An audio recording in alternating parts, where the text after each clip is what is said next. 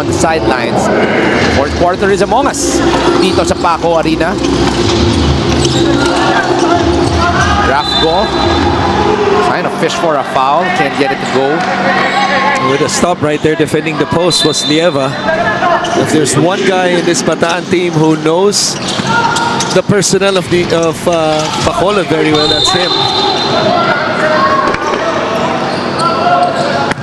Which I'm curious, let's say you transfer to another team, the professional levels, and then you go up against your professional team. Do you ask the former player for scouting reports, for the systems, the reads, the options? Do the former players have a say in that? Are they allowed to talk, or inaano ba ng mga coaches yon? I'm gonna assume it's a yes. And I say that because I've never been put in that position. Walang team na nagkamali para kunin ako at i-trade ako. No. But I'm gonna assume it's a yes because, you know, we have athletes, and athletes defaultly should be or are competitive, and when you're competitive, you're always looking to find an edge, right? So you're looking to take advantage of that one teammate who knows the other team, who has more information, who has experience, who knows the play calls. Ano ba mahiling nitong kainin? What ticks him off? Right? Ano ba? Ayaw ba niyang kinakausap siya pag nasa free throw siya? Even to the smallest details like that. Ano pangalan ng aso niya? Right? Maybe it's something you could use to sort of like trash talk your way to get in his head. So I'm gonna say yes. That's something that competitors, former teammates would do every time nagiging teammate nila yung lumipat na player o yung na-trade na player. Another triple on the side of Bataan. Robbie Darang gets triple number, let's see here. That's triple number 17 for your one Bataan Risers. 40-point lead para dito sa Bataan. Rafgo will be pushed from behind. It's no count for Rafael Go. No, he's been playing hard. Talk about Rafael Go. This is the guy you mentioned earlier, transfer from Marikina, right? That's right, yes. Yeah. Paparamdam ka agad siya, no, sa bago niyang kupunan. He is a homegrown, if I'm not mistaken. No, he's not. 7 points and 14 rebounds actually already. On the other end, Robbie Darang continues his onslaught. 7 points. Tatay niyan. This is Daddy Darang. Last week of the game brought to you by Sports Plus, the official sports book of the Mpbl. This was Mr. Speedy, Robbie Darang. I would pay to watch a speed competition between Joey Barpuma and Robbie Darang. Pero ngayon si Robbie Darang makakaroon ng layup na yan. Right now, it's a 42-point lead in favor of the Riders. Southern Division, as we are 1/3 throughout our season. I just love it when they smile at the camera. Yes. And sinusundan pa ng kaway or ng wave, no? Who doesn't want to smile, right? It helps brighten our day in spite of this blowout loss by Bacolod heading that way. Another layup by Robbie Darang that puts him in double figures already. Itong si Robbie Darang with, well, actually he already has 12. Drop pass is no good, going to Ting. This game brought to you by Sports Plus, the official sports book of the Mpbl. Robbie, short. Takbo itong si Von Dangiwan.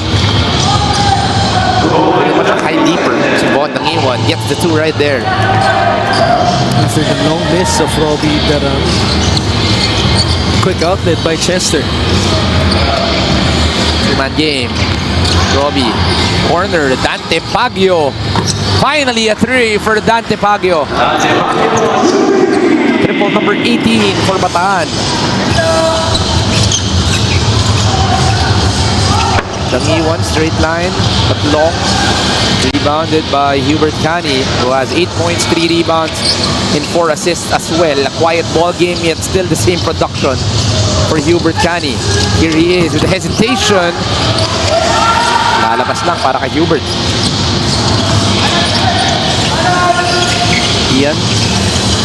Labas kay Rames Quiriola off the fake. Step back is no good. Robbie, 4 versus 1. Dante Pagio. Kala ko dadakdak.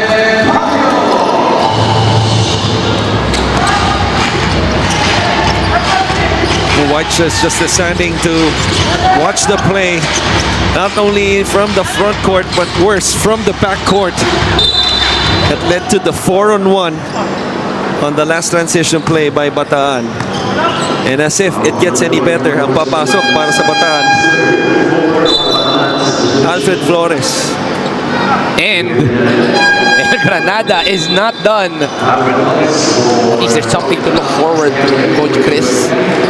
Gary David is returning to the ball game, subbing in for Hubert Cani. Robbie Darang. I assume this is going to be the last time we see him on court here tonight. 16 minutes, 12 points, 2 rebounds, 2 assists. Hubert Cani with 8, 3, and 4. You could just sense, that Bataan not content with the final punch. Pinasok pa si Flores at si Gary David as if they want to step on their neck. Si Gary, medyo mababa ang pasa ni Fearless Alfred. To be fair, Coach, everybody you put in that Bataan bench can really contribute. That's true. The only guy who has not scored today actually is actually Jamil Gabawan.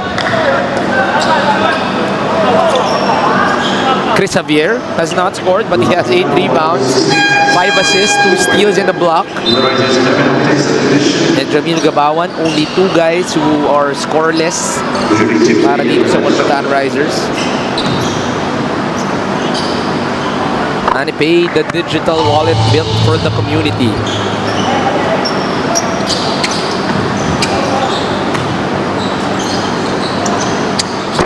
Ian goes 1 for 2, rebounded by Hans Lieva. So 6 minutes remaining in the ball game. A lot of time for Gary David to heat up one more time. Here he is with the ball game, with the ball. Gary stops, pops, short. Nico Laban goes corner to Ian Melencio. Short one more time. Lieva. Oh, stolen from behind by Ian Melencio.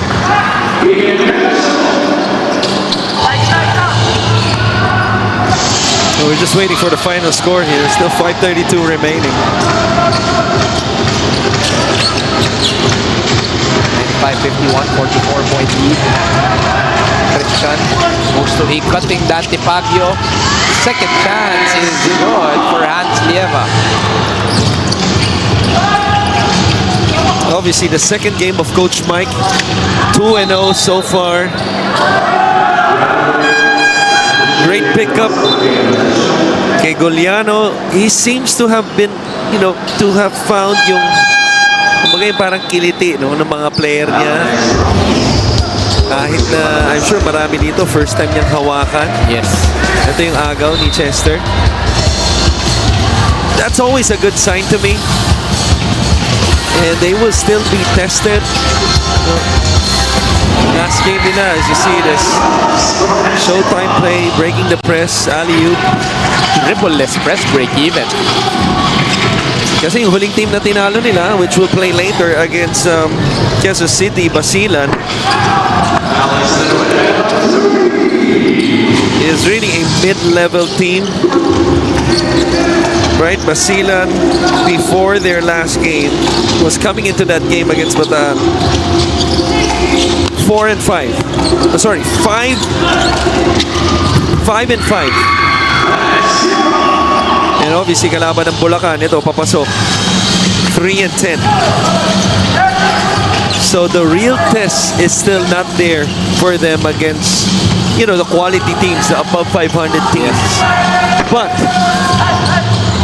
you have to be impressed, not only with the wins, but because of yung chemistry na what seems to be there already. I like the fact that he's not forcing the triangle.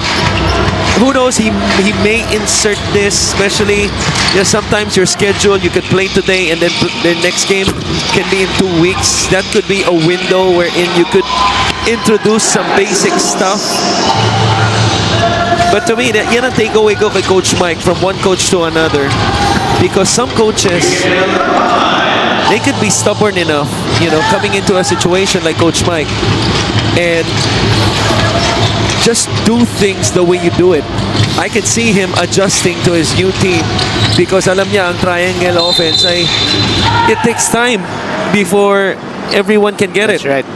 Even the smart ones, even smart players. I think one of the most complex systems there are in basketball, but this is the play of the game brought to you by Sports Plus, the official sports book, the Mpbl. That dribbleless press break going to a layup. Right.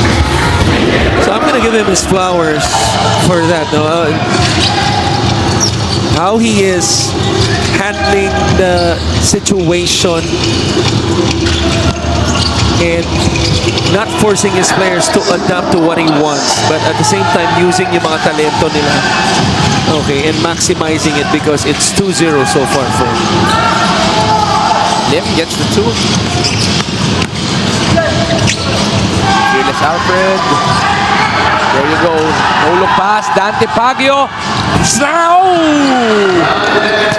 Touch ring for Dante Pagio.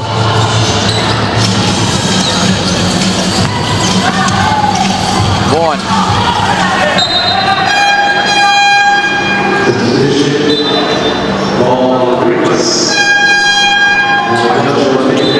Minutes and 25 remaining. 49-point lead. A blowout game for Bataan. Alexi Rivas, think off the outside. Short. Our rebound by Hans Lieva. Guess who's the next game of Bataan is? Bataan will be going up against Caloocan. Okay. Now that is a challenge. Yeah. Caloocan coming off a loss yesterday. Gary David with a 3, it's short. And that's the thing. Aside from, and I'm saying this, Last 2 minutes brought to you by Sports Plus, the official sports book of the Mpbl. disclaimer po, lahat ng mga sinabi ko kanina, sinabi ko po yan ang hindi ko pa alam, Caloocan ang next game nila. And you talk about a real challenge, two things. You're coming up as one of the top teams in the league. I believe Caloocan is still the top team. Right? Only one loss, 10-1, 11-1, something like that. Yes. And galing pa sa talo. So you can expect Caloocan to give their best foot forward against, Coach Mike, who his last stint was with Caloocan. Okay, that's right. The storyline gets more interesting in the next game. Handled the team halfway through the season, I think last year under Coach Toto. Handled the preseason, got replaced by Coach Gerson Cabiltes, obviously. And he comes to Bataan, 2 games in, 3rd game. Galing sa taong Caloocan, ang next game nila, guess who? Caloocan. And that will be on June 17 in Rizal. It's gonna be less than a week from now. This free throw is brought to you by Extreme, ang subok at kompletong appliance brand ng Pilipinas. Torres brings down the basketball, gives it up to Hans Lieva. Still a minute remaining. Fearless Alfred, 2-man game. Hans, high up top. Even could have been a foul.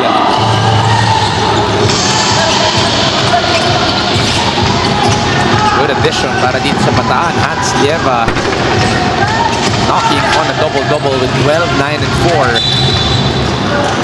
Ball stays with Bataan. 40 seconds remaining. Coach, what I love about this Bataan team, both the young guns and the veterans equally contributed to this win. They certainly shared the wealth in this game. No love is shared right now between Ting and Alex Ramos. Ball stays with Bataan with 14. Think about this, 41 made field goals for Bataan, 33 assisted. That's a total of 33 assists out of the 41 made field goals. Gary not forcing anything. Moves to Alex Ramos. Alex, almost a dunk. That is going to be an assist on Gary David. Extends the lead up to 51. Let's see if Bacolod still wants to score here. I think they still have to score. There's no reason for you not to score. At least to make it closer.